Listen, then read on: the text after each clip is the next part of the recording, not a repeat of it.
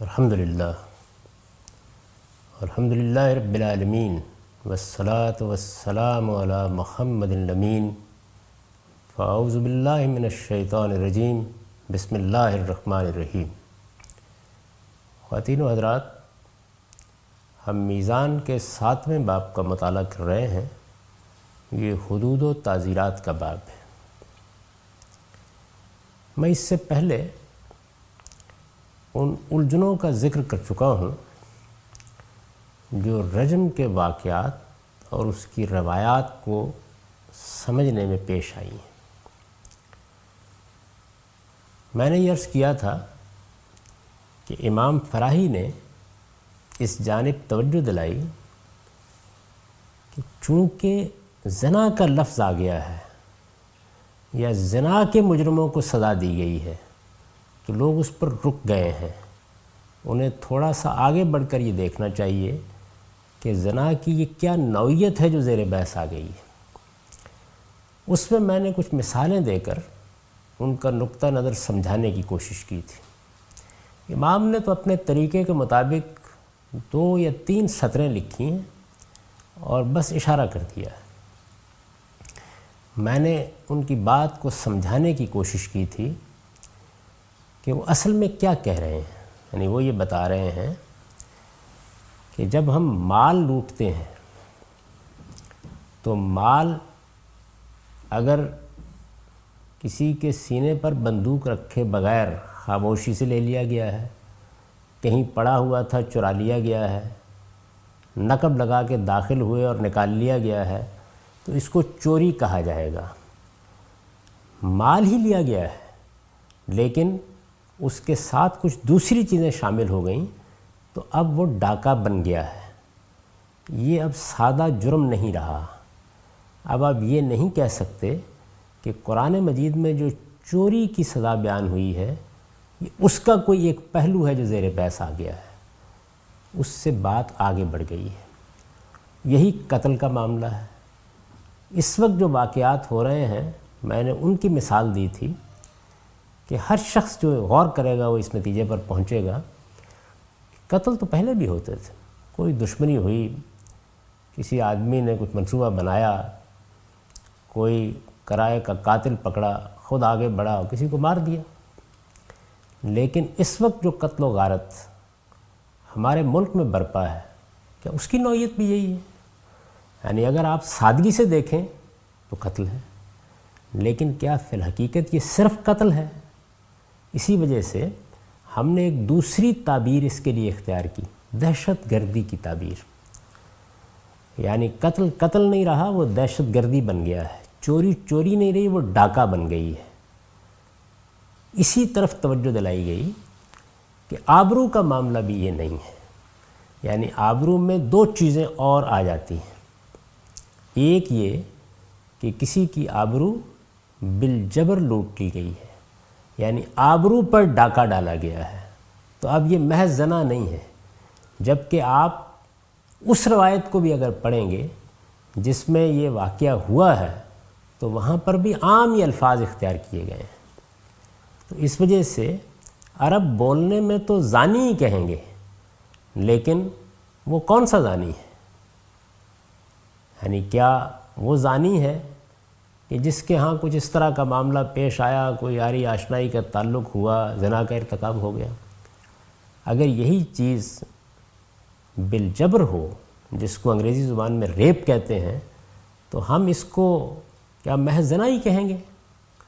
ایک اس جانب۔ دوسرے یہ کہ اس میں ایک اور پہلو بھی شامل ہو جاتا ہے، اور وہ یہ ہے کہ ایسا نہیں ہوتا کہ چوری کرنے والے ڈیرے بنا کر چوری کی ترغیب دے رہے ہوں، لیکن زنا کے معاملے میں یہ ہوتا ہے کہ عورتیں اس کو پیشے کے طور پر اختیار کر لیتی ہیں۔ یعنی چوری اگر پیشے کے طور پر اختیار کی جاتی ہے تو اس طرح نہیں ہوتا جیسے اس معاملے میں ہوتا ہے۔ چنانچہ طوائف کی ایک تعبیر اختیار کی گئی۔ طوائف عام زانیہ نہیں ہے، درا حالے کہ وہ بھی زنائی کا ارتکاب کرتی ہے۔ یعنی ایک دوسری چیز اس میں شامل ہو گئی ہے۔ وہ جو دوسری چیز شامل ہوئی ہے اس کے بارے میں یہ توجہ دلائی گئی کہ یہ در حقیقت اب اس کو زنا کا عام جرم نہیں رکھ رہی، نوعیت تبدیل ہو گئی۔ اس کی طرف توجہ دلا کر امام فراہی نے یہ کہا کہ آپ اس کو اب سورہ نور کے تحت دیکھنے کی بجائے مائدہ کے تحت دیکھیے، جس میں اس نوعیت کے جرائم کی سزائیں بیان ہوئی ہیں، یعنی جس میں قتل محض قتل نہیں رہتا، دہشت گردی بن جاتا ہے، جس میں چوری محض چوری نہیں رہتی، وہ ڈاکہ بن جاتی ہے، جس میں بدکاری محض بدکاری نہیں رہتی، وہ زنا بالجبر یا اوباشی کی صورت اختیار کر لیتی ہے، یا پھر یہ کہ قحبہ عورتوں کے پیشے کی صورت اختیار کر لیتی ہے۔ تو یہ چند پہلو تھے جن کی طرف توجہ دلائی گئی، اور اس میں کیا چیز ہوئی؟ علم کی دنیا کا ایک عظیم انقلاب برپا ہوا، یعنی اب تک روایتوں کو سورہ نور کی روشنی میں دیکھا جا رہا تھا، ایک نئی روشنی ملی کہ ان روایتوں کو نور کی روشنی میں بھی دیکھتے رہیے، اس لیے کہ زنا ہوا ہے، لیکن اس کے ساتھ مائدہ کی اس آیت کے تحت بھی دیکھیے جس میں فساد فی الارض کی سزائیں بیان ہوئی۔ میں نے ابتدائی نشستوں میں ایک اور چیز کی طرف بھی توجہ دلائی تھی، ذہن میں تازہ کر لیجئے۔ میں نے یہ عرض کیا تھا کہ بائبل کا مطالعہ کرنے سے اور قرآن کا بھی مطالعہ کرنے سے یہ بات معلوم ہوتی ہے کہ جرم جب عام حالات میں سرزد ہوتا ہے تو اس کی ایک نوعیت ہوتی ہے، یہی جرم جب حکومت الہیہ میں سرزد ہوتا ہے تو اس کی نوعیت بھی تبدیل ہو جاتی ہے۔ اور میں نے عرض کیا تھا کہ حکومت الہیہ کا اطلاق صرف اس حکومت پر ہوتا ہے جب آسمان کا پروردگار براہ راست حکومت کرتا ہے، یعنی اس وقت بالواسطہ معاملات ہو رہے ہیں، اس کی بادشاہی تو زمین و آسمان پر قائم ہے، لیکن اس کی زمین پر کون حکومت کر رہے ہیں؟ کہیں اوباما حکومت کر رہے ہیں، کہیں آصف زرداری حکومت کر رہے ہیں، کہیں شاہ عبداللہ حکومت کر رہے ہیں۔ لیکن جس وقت اللہ کا رسول دنیا میں آتا ہے، اللہ کا نبی دنیا میں آتا ہے، اور نبی کی قیادت میں یا رسول کی قیادت میں حکومت قائم ہو جاتی ہے، تو براہ راست عرش کا مالک حکومت کرتا ہے۔ میرے نزدیک حکومت الہیہ کی تعبیر اسی صورتحال کے لیے اختیار کی جاتی ہے۔ یہی وجہ ہے کہ میں قانون سیاست میں جا کے اس کو بیان کروں گا کہ اطیع اللہ و اطیع الرسول کا جو مطلب لوگوں نے سمجھا ہے وہ ہرگز وہ مطلب نہیں ہے۔ آیت ٹھیک اسی حکومت الہیہ کو بیان کر رہی ہے۔ آسمان کا مالک اوپر موجود ہے، اس کا سفیر نیچے زمین پر موجود ہے، اس کے تحت کچھ لوگوں کو امراء مقرر کر دیا گیا ہے۔ یہ حکومت ہے، جب یہ وجود میں آ گئی ہے تو اس کے حدود اطاعت بیان کیے جا رہے ہیں۔ اس حکومت الہیہ میں یعنی اللہ کا رسول دنیا میں موجود ہے۔ میں نے کچھ مثالیں دی تھیں اور بہت تفصیل کے ساتھ یہ بتایا تھا کہ کس طرح عام جرائم بھی عام جرائم نہیں رہتے، یعنی رسول اللہ صلی اللہ علیہ وسلم نے متعین طور پر یہ بتا دیا کہ فلاں دن سے فلاں کام نہیں ہونا چاہیے، کسی شخص کو متعین طور پر روک دیا۔ عام جرم ہے، عام حالات میں ہوتا تو عام جرم ہوتا، وہ اللہ کے رسول کے مقابل میں سرکشی کی صورت اختیار کر گیا۔ اس وقت بھی دنیا میں بہت سے لوگ محمد الرسول اللہ کا انکار کر رہے ہیں، بہت سے لوگ تکذیب کر رہے ہیں، لیکن خدا کے رسول کے مقابل میں کھڑے ہو کر جب وہ دنیا میں موجود ہے، جب اس کی تکذیب کر دی جاتی ہے تو یہ عام تکذیب نہیں ہوتی۔ میں نے آپ کو مثال دی تھی کہ رسالت مآب صلی اللہ علیہ وسلم اپنی مسجد میں مؤذن سے کہیں کہ حیا علی الصلاۃ، تو اس کی نوعیت وہ نہیں ہے جب میں کہتا ہوں حیا علی الصلاۃ۔ میں نے یہ توجہ دلائی تھی کہ رسول اللہ صلی اللہ علیہ وسلم جمعے کے خطبے کے لیے کھڑے ہوں اور میں وہاں سے تجارت کی طرف چلا جاؤں، بیع و شراء کی طرف چلا جاؤں، تو یہ وہ چیز نہیں ہے جو اب میں اگر اس طرح کی کسی چیز کا ارتکاب کروں تو ہوگی۔ اس وجہ سے جس وقت اللہ کا رسول دنیا میں موجود ہوتا ہے تو بہت سی ایسی چیزیں جو عام حالات میں اپنے اندر وہ سنگینی نہیں رکھتی، وہ چیز ان میں پیدا ہو جاتی ہے۔ چنانچہ نماز کی میں نے مثال دی تھی کہ جب یہ بتا دیا گیا کہ تطہیر کے پیش نظر لوگ مسجد میں آئیں گے تو نابینے کا عذر بھی قبول نہیں کیا گیا، اور حضور نے یہ فرما دیا کہ میں سمجھتا ہوں کہ جو لوگ نہیں آ رہے ہیں ان کے گھروں کو آگ لگا دوں، جبکہ عام قانون کے مطابق اگر آپ مسجد میں نماز پڑھتے ہیں تو یہ فضیلت کی چیز ہے، ورنہ نماز ہو جاتی ہے۔ یہ چند مثالیں ہیں، پہلے بھی میں عرض کر چکا، ان کو سامنے رکھیے۔ میں نے یہ عرض کیا تھا کہ یہ جو اس آیت میں یحاربون اللہ و رسولہ کے الفاظ استعمال ہوئے ہیں یہ اس پہلو کو بیان کرتے ہیں، اور قرآن مجید نے یہ بات واضح کر دی ہے کہ فساد فی الارض کو تم سمجھتے ہو وہ کیا چیز ہے۔ اللہ اور رسول کے مقابل میں یہ رویہ اختیار کر لیا جائے جس کی ایک مثال سود کے معاملے میں وہ رویہ ہے جس پر یہ کہا ہے کہ پھر فَضْنُوا بِحَرْبٍ مِّنَ اللَّهِ وَرَسُولِهِ، اس کی نوعیت میں نے واضح کر دی تھی۔ تو میں یہ گزارش کر رہا ہوں کہ اس کو بھی ساتھ شامل کر لیجئے، یعنی اب ہمارے سامنے کیا تصویر آئی؟ فساد فی الارض کی کچھ صورتیں وہ ہیں جن کو ہم متعین طور پر جانتے ہیں، ان کے بارے میں بحث کی ضرورت نہیں ہوتی، ان کو مثالیں دے کے ہم نے سمجھا دیا اور متعین طور پر بتایا کہ دیکھیے جان کے خلاف، مال کے خلاف، آبرو کے خلاف جو بڑا جرم ہے یہ کس طریقے سے فساد فی الارض بن جاتا ہے، یعنی قتل دہشت گردی بن جائے، چوری ڈاکہ بن جائے، اور زنا بالجبر کی صورت یا اوباشی کی صورت یا کہبگری کی صورت اختیار کر لیں۔ یہ چیزیں ہم عقلی طور پر بتا سکتے ہیں۔ اب اس میں اس چیز کا اضافہ کر لیجئے کہ حکومت الہیہ قائم ہے، یعنی یہ بات واضح ہو گئی کہ میں یہ تعبیر کس معنی میں بول رہا ہوں۔ اللہ کا پیغمبر یا اللہ کا نبی دنیا میں موجود ہے اور اس کے کسی متعین حکم کی خلاف ورزی پر اصرار کر دیا گیا ہے، سرکشی اختیار کر لی گئی ہے۔ یہاں صورتحال یہ نہیں ہے کہ کسی نے قانون کو ہاتھ میں لے لیا ہے، یعنی تکذیب سرکشی کی صورت اختیار کر گئی ہے، حکم عدولی سرکشی کی صورت اختیار کر گئی ہے۔ قرآن مجید یہ کہتا ہے کہ یہ حرابہ ہے، اور اس کی سزا بھی وہی ہے جو فساد فی الارض کی سزا ہے۔ میں نے اس کے دینیاتی پہلو پر بھی تفصیل کے ساتھ گفتگو کر دی تھی۔ تو یہ صورتیں اب سامنے رکھیے، اور اس کے بعد یہ دیکھیے کہ جو آیت ہمارے سامنے ہے، یعنی سورہ مائدہ کی آیت جس پر ہم بحث کر رہے ہیں، جس سے یہ ساری بحث نکلی ہے، اس میں فساد فی الارض کی سزائیں بھی بیان ہوئی ہیں اور اس میں حرابہ کی سزا بھی بیان ہوئی ہے، اور یہ بتا دیا گیا ہے کہ یہ ایک ہی نوعیت کے جرائم ہیں۔ استاذ امام نے جب تدبر قرآن میں اس پر لکھا تو اسی روایت کو، یعنی عبادہ بن صامت کی روایت کو انہوں نے اٹھایا اور یہ کہا کہ اس کا بھی ایک محل معلوم ہو جاتا ہے جب ہم اس پہلو سے دیکھتے ہیں، اور وہ محل انہوں نے یہ متعین کیا کہ دیکھیے بات یہ ہے کہ آپ نے ایک شخص کو سزا دی ہے زنا کے جرم میں، وہ سزا قرآن میں بیان ہوئی ہے، 100 کوڑے کی سزا ہے، باز نہیں آیا، اصرار کر رہا ہے۔ تو یہ اصرار ہے جو اس کو فساد فی الارض کا مجرم بنا دیتا ہے۔ چنانچہ روایت یہ بیان کر رہی ہے کہ اصل سزا تو 100 کوڑے ہی ہے، لیکن اگر مجرم باز نہیں آ رہا یا اصرار کر رہا ہے تو اس کو رجم بھی کیا جا سکتا ہے، اس کو جلاوطن بھی کیا جا سکتا ہے۔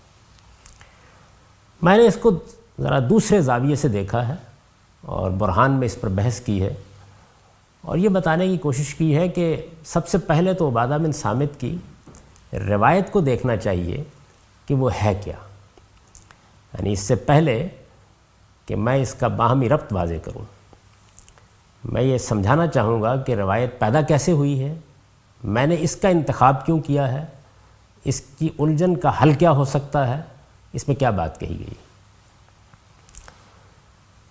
اس سے پہلے میں یہ بات عرض کر چکا کہ اتنی بات کہہ دینے کے بعد کہ اب معاملے کو صرف سورہ نور کی روشنی میں نہیں دیکھا جائے گا، یعنی سورہ نور کی آیہ جلد کی روشنی میں نہیں دیکھا جائے گا، بلکہ اب سورہ مائدہ کی آیت بھی زیر بحث آئے گی، اس کے تحت بھی ہم روایات کو دیکھیں گے۔ ایک مرتبہ پھر توجہ دلا دوں کہ مسئلہ کیا ہے، یعنی اگر قرآن مجید ہی ہمارے پاس ہوتا تو مائدہ بھی موجود ہے، نور بھی موجود ہے، اخذ و استنباط کے معاملات ہوتے، ان میں ہو سکتا ہے کوئی اختلاف بھی ہوتا، لیکن ہمیں معلوم تھا کہ یہ زنا ہے، اس کی یہ سزا ہے، یہ فساد فی الارض ہے، ہم اس کا اطلاق کرتے۔ مسئلہ یہاں سے پیدا ہوا ہے کہ کچھ باتیں روایات میں آ گئی ہیں اور کچھ مقدمات کی روداد نقل ہو گئی ہیں جس پر میں تبصرہ کر رہا ہوں، ان کو اب سمجھنا ہے، ان کو دیکھنا ہے۔ ان تمام روایات میں جس بات کو قدر مشترک کی حیثیت حاصل ہے، میں امام نووی کے حوالے سے ابھی یہ توجہ دلا چکا کہ انہوں نے بھی قدر مشترک نکالی ہے۔ ظاہر ہے کہ پہلے تو آپ یہ دیکھتے ہیں نا کہ وہ کیا چیز ہے، اور یہی وہ چیز ہے کہ جس کو اخبار متواترہ کی صورت میں سمجھا جاتا ہے، یعنی واقعات بیان ہو رہے ہیں۔ اس کی میں اس سے پہلے بھی مثال دے چکا ہوں کہ کربلا کا واقعہ ہے، ایک واقعہ بیان ہو گیا، کربلا کا واقعہ تو ہوا ہے، یعنی سیدنا حسین کو مظلومانہ شہید کر دیا گیا ہے، یہ واقعہ ہوا ہے، لیکن کیسے ہوا؟ وہ کس مقصد سے آئے تھے؟ حجاز سے چلے تو کیا چیز پیش نظر تھی؟ کربلا پہنچے تو کیا چیز پیش نظر تھی؟ کیا مکالمہ ہوا؟ انہوں نے کیا مطالبات کیے؟ جن لوگوں نے یہ قتل کیا ان کا کیا موقف تھا؟ ظاہر ہے اس میں اب تاریخی روایات ہوں گی، تو ان تاریخی روایات میں بہت سے اختلافات ہوں گے، لیکن جو چیز مشترک ہے وہ یہ ہے کہ اس وقت یزید کی حکومت تھی، کوفہ میں یہ واقعہ ہوا، کربلا کے مقام پر ہوا، سیدنا حسین کے خاندان کے بہت سے لوگ بھی، اور وہ بھی شہید کر دیے۔ یہی صورتحال ان روایات اور مقدمات میں ہے، یعنی جو آدمی اس قدر مشترک کا انکار کرتا ہے وہ اصل میں ایک متواتر خبر کا انکار کرتا ہے۔ رجم ہوا ہے، یعنی رسالت مآب صلی اللہ علیہ وسلم نے رجم کی سزا دی ہے، رسالت مآب صلی اللہ علیہ وسلم نے جلاوطنی کی سزا بھی دی ہے۔ رجم اور جلاوطنی کے واقعات بھی بیان ہوئے ہیں اور روایتوں میں اس کا ذکر بھی آ گیا ہے، یعنی یہ چیز ایسی ہے کہ جس کو چیلنج نہیں کیا جا سکتا۔ یہ بات کہ شادی شدہ ہونے کا بھی ذکر ہوا ہے، کئی پہلوؤں سے ہوا ہے، یہ بھی معلوم ہے۔ امام فرائی سے لے کر اب تک ہم ان میں سے کسی بات کا انکار نہیں کرتے، ہم یہ کہتے ہیں ہوا ہے۔ قرآن مجید کے کس حکم کے تحت ہوا ہے، اس کی نوعیت کیا ہے؟ شادی شدہ کا مسئلہ بھی زیر بحث آیا ہے، کس پہلو سے زیر بحث آیا ہے؟ یہ ہے وہ چیز جس کو سمجھنے کی ضرورت ہے، اور جب آپ اس کو سمجھ لیں گے تو پھر یہ الجھن ختم ہو جائے گی۔ تو سب سے پہلے تو راستہ کھلا، جیسے کہ میں نے عرض کیا، ایک عظیم علمی انقلاب برپا ہوا کہ اب تک ساری توجہ یہ تھی کہ یہ روایات ہیں، یہ مقدمات ہیں، سورہ نور کی روشنی میں دیکھنا ہے۔ امام فرائی کے توجہ دلانے سے ایک اور آیت زیر بحث آ گئی کہ اس کی روشنی میں بھی دیکھنا ہے۔ میں نے اصول و مبادی میں یہ بتایا ہے کہ روایات کو قرآن کی روشنی میں سمجھا جائے گا، یعنی یہ ترتیب الٹ دی جائے گی۔ قرآن کو روایات کی روشنی میں نہیں سمجھا جائے گا، روایات کو قرآن کی روشنی میں سمجھا جائے گا۔ چنانچہ قرآن مجید کی اب آیات ہمارے سامنے ہیں، تو اس میں اب پہلے اس روایت کو دیکھیے کہ اسے ہم کہاں تک سمجھ سکتے ہیں، یعنی اب ہمارے پاس دونوں آیتیں ہیں۔ سب سے پہلے تو یہ دیکھیے کہ روایت میں جو سزا بیان ہوئی ہے، یعنی عبادہ بن صامت کی روایت، وہ روایت جس کو میں نے بھی لیا ہے، جس کو استاد امام نے بھی تدبر قرآن میں لے لیا ہے، اس سے پہلے ایک تمہید ہے اس میں۔ وہ تمہید یہ ہے کہ خذوا عنی خذوا عنی خذوا عنی فقد جعل اللہ لہن سبیلا، یعنی مجھ سے لو مجھ سے لو مجھ سے لو، اللہ نے ان کے لیے، اور اس کے لیے جو ضمیر استعمال ہوئی ہے وہ جمع مؤنث کی ضمیر ہے، یعنی ان عورتوں کے لیے راہ نکال دی ہے۔ جو الفاظ استعمال کیے گئے ہیں وہ جیسے کہ میں نے عرض کیا یہ ہیں، فقط جعل اللہ لہن سبیلا، فوراً توجہ ہوتی ہے اور سب کی ہوئی ہے، یعنی تمام علماء اس کو متعلق کرتے ہیں کہ یہ تو بالکل وہی الفاظ ہیں جو سورہ نساء کی آیت 15 میں آئے ہیں۔ سورہ نساء کی آیت 15، یعنی اب ہمارے طریقے پر کیا کیا جائے؟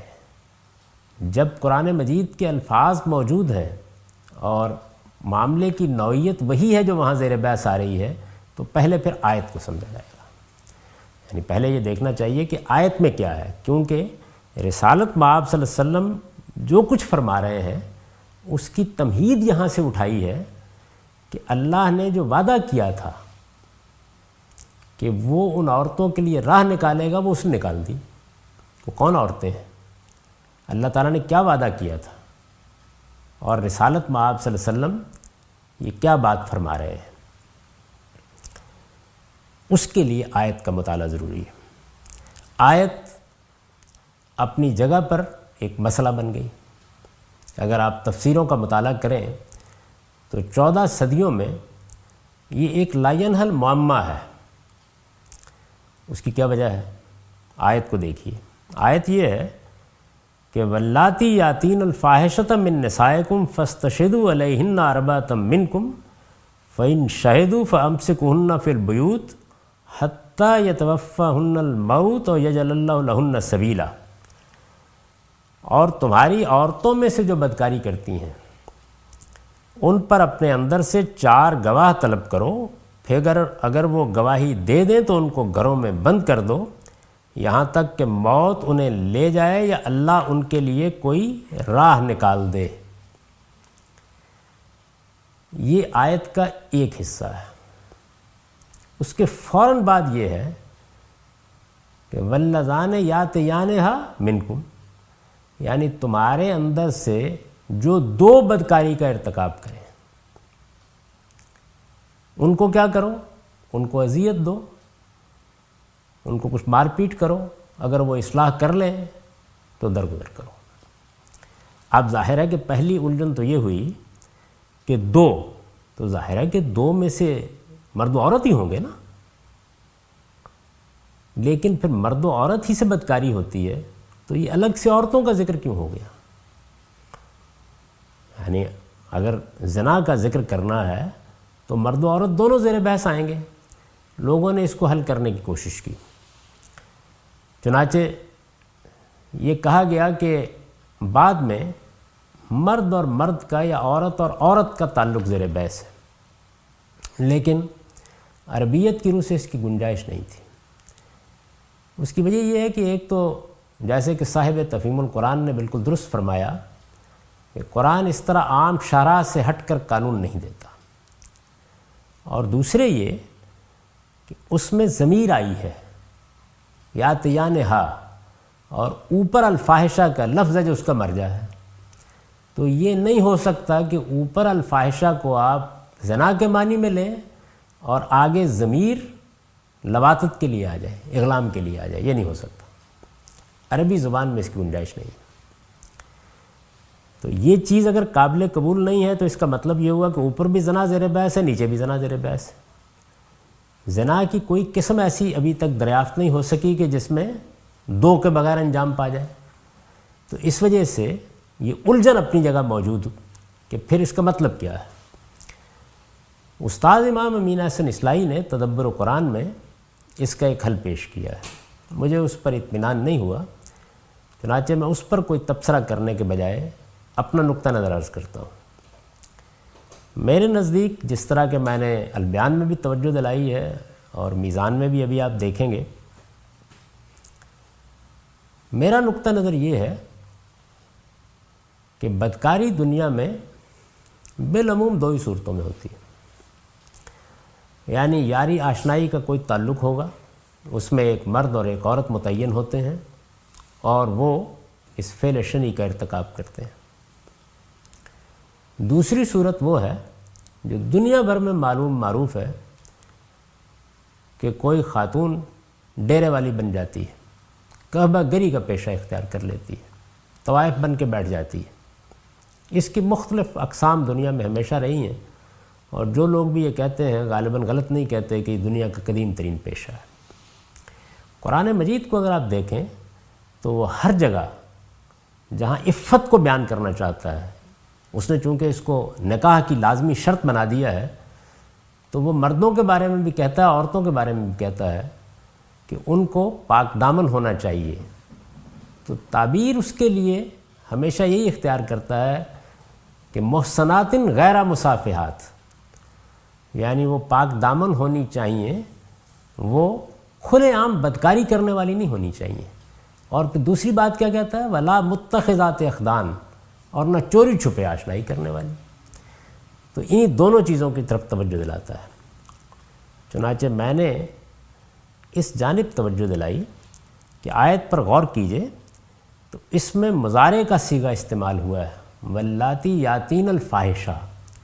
مضارع کا صیغہ عربیت کی روح سے استقبال کو بھی بیان کرتا ہے اور حال کو بھی بیان کرتا ہے اور دوام و استمرار کو بھی بیان کرتا ہے۔ عربی زبان کے علماء جانتے ہیں کہ یہ کہاں کس معنی میں استعمال ہوا ہے، یعنی استقبال کے لیے ہے، محض حال کے لیے ہے، یا استمرار و دوام کے لیے ہے۔ قرینہ کلام کی بنیاد پر اس کا فیصلہ کیا جاتا ہے۔ والذین یذکرون اللہ قیاما وقعودا، جو اٹھتے بیٹھتے اللہ کو یاد کرتے ہیں، تو ظاہر ہے کہ دوام و استمرار کا بیان ہے۔ تو میں نے یہ توجہ دلائی کہ یہاں چونکہ تنہا عورتوں کا ذکر ہوا ہے، اس وجہ سے مضارع کا صیغہ یہاں استقبال کے لیے استعمال نہیں ہوا، یہ دوام و استمرار کے لیے استعمال ہوا ہے۔ چنانچہ یہ در حقیقت زنا کی عادی عورتوں کا ذکر ہے، اور جس وقت رسالت مآب صلی اللہ علیہ وسلم کی رہنمائی میں ایک حکومت یثرب میں قائم ہو گئی، تو اس میں اس چھوٹی سی بستی میں ایک بڑا مسئلہ یہی ہو سکتا تھا۔ وہ لوگ جن کو دیہاتی زندگی کو دیکھنے کا موقع ملا ہے وہ یہ جانتے ہیں کہ ایک شکل تو یہ ہوتی ہے کہ اسی طرح کی کوئی ڈیرے والی موجود ہے۔ دراصل میں نے اپنے بچپن میں یہاں تعلیم پائی ہے، پاک پتن شہر سے کوئی 6-7 کلومیٹر کے فاصلے پر۔ وہاں پر جس گاؤں میں رہتا تھا اور جس اسکول میں پڑھتا تھا، اس کے راستے میں ایک بستی پڑتی تھی، جس بستی میں یہی کاروبار ہوتا تھا، یعنی پیشہ کرنے والی عورتوں کی بستی تھی۔ ہم اس کے قریب سے گزر کر اسکول جاتے تھے۔ تو ایک تو یہ چیز، اور دوسرے یہ کہ کسی مرد و عورت میں یاری آشنائی کا تعلق پیدا ہو گیا۔ ہمارے ہاں اب یہ چیزیں ہوتی ہیں تو اس پر کچھ تہذیب اور رکھ رکھاؤ کا پردہ پڑا رہتا ہے، اور اگر مغربی معاشرے میں ہوتی ہیں تو وہ بڑی حد تک دوسرے طریقے سے ہو جاتی ہیں۔ لیکن جس معاشرے کی تاریخ سے ہم واقف ہیں اور جس میں صدیاں گزری ہیں، اس میں یہ یاری آشنائی کے تعلق میں اپنے کچھ خصائص رکھتا تھا، اور میں نہیں سمجھتا کہ اس کی مجھے کوئی زیادہ توضیح کرنی چاہیے، اس کو بہت آسانی کے ساتھ سمجھا جا سکتا ہے۔ یہ یاری آشنائی کا تعلق اب بھی ہمارے ہاں بہت سے حوادث کا باعث بنتا ہے۔ چنانچہ آخر میں ہم اخبار میں یہ خبر پڑھتے ہیں کہ فلاں عورت اپنے آشنا کے ساتھ فرار ہو گئی۔ تو یہ دونوں چیزیں ہی زیر بحث ہیں یہاں پہ، یعنی واللذان یاتیانہا میں وہ لوگ زیر بحث ہیں جن میں یاری آشنائی کا تعلق پیدا ہو گیا۔ وہاں مرد بھی متعین ہوتا ہے، عورت بھی متعین ہوتی ہے، لیکن اگر کوئی عورت کعبہ گری کا پیشہ اختیار کر لے تو کعبہ گری بھی مردوں کے بغیر نہیں ہو سکتی۔ لیکن ہم بھی جانتے ہیں اور عقل عام بھی یہی کہتی ہے کہ وہاں عورت مرد سے بالکل الگ ہو کے اپنی ایک شناخت پیدا کر لیتی ہے، یعنی اب وہ بدکاری کا اڈا چلا رہی ہے، کعبہ گری کر رہی ہے، تو آپ جب کارروائی کریں گے تو یہی کریں گے نا، طوائفوں کے خلاف کارروائی کر رہے ہیں، مرد آئے چلے گئے۔ تو اس وجہ سے ان کے معاملے یہ نہیں کہا جا سکتا کہ ان کو اس کے تحت لایا جائے گا، یعنی یہ ایک مشکل ہے جو پیدا ہو جاتی ہے، اور عام طور پر معاشروں میں یہ چیز رہی ہے۔ چنانچہ اسی کو سامنے رکھ کر قرآن مجید نے یہ بیان کیا کہ تمہارے معاشرے میں یا تمہاری بستی میں اگر ایسی عورتیں موجود ہیں، واللاتی یاتین الفاحشۃ من نسائکم، یعنی تمہاری عورتوں میں اگر کچھ بدکاری کرنے والی موجود ہیں، بدکاری کرتی ہیں، بس یہ ترجمہ کر دیجئے تو دوام و استمرار ادا ہو جائے گا اور فوراً توجہ ہوگی۔ یہی چیز ہوتی ہے کہ دیکھیے توجہ دلائی جائے گی تو آپ محسوس کریں گے کہ یہ تو الفاظ بول پڑے، یہی بات تھی، الجھن حل ہو گئی، مسئلہ ختم ہو گیا۔ تو اوپر ذکر ہے ان عورتوں کا جو عادی بدکار ہے، جو اس کو پیشے کے طور پر اپنائی ہوئی ہیں، ان کے بارے میں یہ ارشاد فرمایا کہ ان پر 4 گواہ طلب کرو۔ چھوٹی سی بستی ہے، ظاہر ہے کہ معروف ہوگا، اور عربوں کی تاریخ کا اگر مطالعہ کیا ہے تو یہ معلوم ہوگا کہ جھنڈے لگا دیے جاتے تھے، ان کو ڈیرے والیاں عام طور پہ کہا جاتا تھا، اور ان کی مختلف اقسام تھیں۔ سیدہ عائشہ کی مشہور روایت میں ان تمام اقسام کا ذکر ہے۔ بعض متع کے طریقے پر یہ کام کرتی کراتی تھیں، بعض طوائفوں کے طریقے پر کرتی کراتی تھیں، یعنی ایسا نہیں ہے کہ ایک ہی طرح کی تھیں کئی طرح کی اس طرح کی عورتیں موجود تھیں۔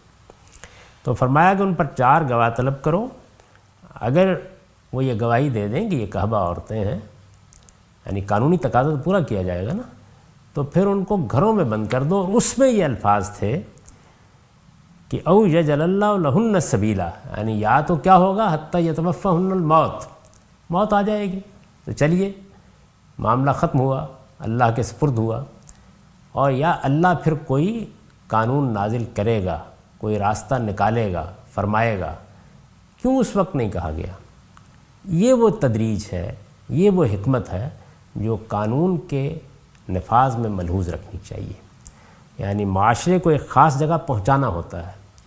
ظاہر ہے کہ یہ کارروائی آسانی سے کرنے کی نہیں ہے، لیکن پہلا قدم یہ اٹھا لیا گیا ہے کہ ان کے گھروں میں ان کو بند کر دو، یعنی ایک طرح کی نظر بندی کا حکم دے دیا گیا، اور پھر کہا گیا کہ انتظار کیجیے۔ رسول اللہ صلی اللہ علیہ وسلم کی نسبت سے یہ عبادہ بن صامت کی روایت صریح الفاظ میں یہ کہہ رہی ہے کہ وہ گھروں میں بند ہیں، ان کے لیے انتظار ہے کہ کوئی راستہ اللہ تعالیٰ کی طرف سے نکلے گا۔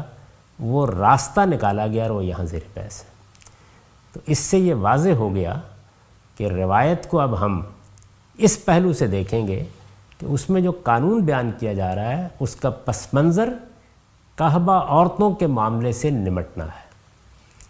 اسی آیت میں جیسے کہ آگے بیان ہوا یاری آشنائی کا معاملہ زیر بحث آ گیا ہے، لیکن رسول اللہ صلی اللہ علیہ وسلم نے اسی کا حوالہ دیا ہے، یعنی کعبہ عورتیں زیر بحث ہیں۔ مگر کعبہ عورتیں زیر بحث ہیں تو یہ دیکھیے کہ ان کے معاملے کی نوعیت کیا ہوگی۔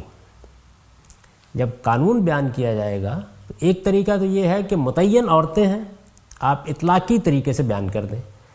رسالت میں آپ صلی اللہ علیہ وسلم نے اس میں یہ طریقہ اختیار کیا ہے کہ ان کا حوالہ دے دیا، یہ بتا دیا کہ یہ رہنمائی اللہ تعالیٰ کی طرف سے ہوئی ہے، یہ بتا دیا کہ ان کے پس منظر میں ہوئی ہے، لیکن آگے جب قانون بیان کیا تو اس کو ایک عام ضابطے کے طور پر بیان کر دیا۔ اصل الفاظ کیا تھے کوئی کچھ نہیں کہہ سکتا، راویوں نے جس طرح سنا ہے، چونکہ روایت بالمعنی ہوتی ہے، انہوں نے بیان کر دیا۔ اس میں 2 سزائیں بیان کی گئیں، یعنی یہ بات کہ 100 کوڑے مارے جائیں اور 1 سال کے لیے جلا وطن کر دیا جائے، 100 کوڑے مارے جائیں اور رجم کر دیا جائے۔ اب 100 کوڑے مارے جائیں اور 1 سال کے لیے جلا وطن کر دیا جائے تو میں جرائم کے لحاظ سے تقسیم کے معنی میں لیتا ہوں۔ میرے نزدیک جب قانون بیان کیا جاتا ہے تو اس میں جرائم کے لحاظ سے سزائیں بیان کی جاتی ہیں۔ اس وقت بھی اگر آپ تعزیرات پاکستان کا مطالعہ کریں یا ہمارے قانون کا مطالعہ کریں تو اس میں یہ بیان کیا جاتا ہے کہ ایک شخص نے مثال کے طور پر 3 یا 4 جرائم کا ارتکاب کیا ہے، تو جب قاضی فیصلہ لکھے گا تو وہ یہ بتائے گا کہ اس جرم میں یہ سزا ہے، اس جرم میں یہ سزا ہے، اس جرم میں یہ سزا ہے۔ یہاں بھی چونکہ اب اس قانون کا اطلاق کرنا ہے تو اس میں جرم کے لحاظ سے سزاؤں کو تقسیم کر دیا گیا ہے۔ یعنی بدکاری کی ہے انہوں نے، بدکاری کعبہ عورت بھی کرتی ہے، اور اسی نوعیت کے عادی مجرم، یعنی قانون اس طرح بیان کیا گیا ہے کہ اب وہ ایک عام قانون کے طور پر سامنے آئے، اسی نوعیت کے عادی مجرم۔ اور ظاہر ہے کہ جب میں اسی نوعیت کے کہہ رہا ہوں تو ان 2 شکلوں کو بھی شامل کر لیجئے، یعنی ایسے لوگ کہ جو زنا بالجبر کا ارتکاب کر دیں، چونکہ اب یہ معلوم ہو گیا کہ یہ ایک دوسری نوعیت زیر بحث ہے، یہ عورتیں پس منظر میں موجود ہی ہیں، ایک صورت ہو گئی۔ اور یہ بھی کہ رسالت مآب صلی اللہ علیہ وسلم چونکہ دنیا میں موجود ہیں تو آپ کے کسی متعین حکم کی اس معاملے میں صریح خلاف ورزی کر دی جائے۔ میں اس کے بارے میں تفصیل سے گفتگو کر چکا ہوں۔ یہ ساری چیزیں اب زیر بحث آ جائیں گی، اور اس میں قانون یہ بیان کیا گیا کہ زنا ہوا ہے، ظاہر ہے کہ شادی شدہ ہے تب بھی ہوا ہے، کنوارا ہے تب بھی ہوا، ہر صورت میں ہوا ہے، تو زنا کی سزا کیا ہے؟ 100 کوڑے۔ تو بیان قانون کے موقع پر سزا بیان کر دی گئی کہ زنا کے جرم میں یہ ان کی سزا ہے، یہ تو قرآن میں لکھی ہوئی ہے، اس میں کوئی تضاد نہیں ہے۔ دوسرا پہلو کیا ہے؟ صرف زنا نہیں ہوا، یعنی جیسے میں نے عرض کیا صرف چوری نہیں ہوئی، صرف قتل نہیں ہوا، اس کے ساتھ کچھ اور چیزیں شامل ہو گئی ہیں، یعنی بدکاری ہوئی ہے لیکن اس کے ساتھ اوباشی بھی ہے، بدکاری ہوئی ہے اور عصمت دری کی صورت میں ہوئی ہے، بدکاری ہوئی ہے اور یہ پیشہ بنا کر ہو رہی ہے، بدکاری ہوئی ہے اور رسالت میں آپ صلی اللہ علیہ وسلم یثرب کی تطہیر کر رہے ہیں اور آپ کے احکام کی صریح خلاف ورزی میں ہو گئی ہے۔ یعنی یہ میں نے سب صورتیں بیان کر دیں۔ اب یہ سب صورتوں میں جو یہ دوسرا پہلو شامل ہو گیا ہے، اس میں کیا ہوگا؟ یعنی زنا ہوا ہے، اس کی سزا سورہ نور میں موجود ہے، بیان کر دی۔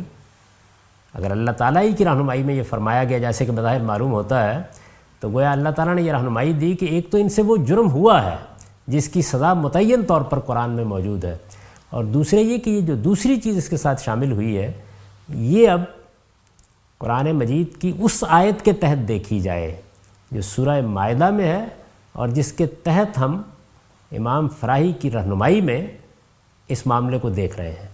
وہاں اگر بالجبر ہوا ہے، عادی مجرمہ ہے یا مجرم ہے، یا رسالت میں آپ صلی اللہ علیہ وسلم کے کسی متعین حکم کے معاملے میں سرکشی اختیار کی گئی ہے، یہ جو صورتیں بھی ہوں گی وہ قرآن مجید کی اس آیت کے تحت فساد فی الارض کی صورتیں ہو جائیں گی، اور جب فساد فی الارض کی صورتیں ہیں تو پھر آیت میں دیکھا جائے گا کہ اس کی سزائیں کیا ہیں۔ اس پر ہم اگلی نشست میں گفتگو کریں گے۔ اب وقت ختم ہو گیا۔ اقول قولی ھذا واستغفر اللہ لی ولکم ولسائر